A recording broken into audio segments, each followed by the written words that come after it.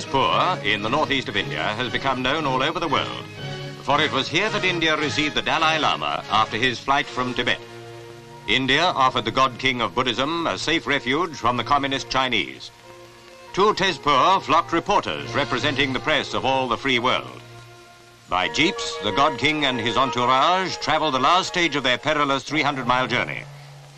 No one could have told from his unruffled bearing, as he was greeted by high Indian officials and presented with the white scarf, token of friendship, that the Dalai Lama had been in mortal danger since he left Lhasa.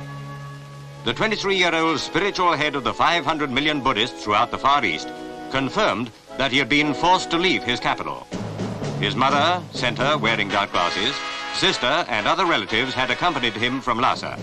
They were all to rest for a short time at the circuit house. The bearded La Kungwa, former premier of Tibet, but exiled for the last 5 years, came from Kalimpong to meet the Dalai Lama. For all Buddhists are united in revering the God King. Arrangements had already been made to convey the holy man, his relatives and council to Mussoorie, more than 600 miles to the west. The family party numbered the Dalai Lama's brother.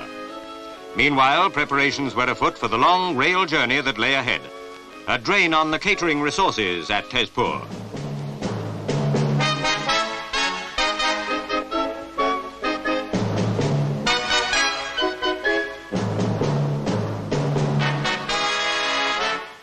Soon after his arrival at Circuit House, the Dalai Lama took the opportunity to give his blessing to the vast assembly of more than 7,000 who had converged upon Tezpur in the hope of receiving it. It has astounded Buddhists throughout the Far East that the Chinese government should have apparently gone out of its way to affront the Dalai Lama.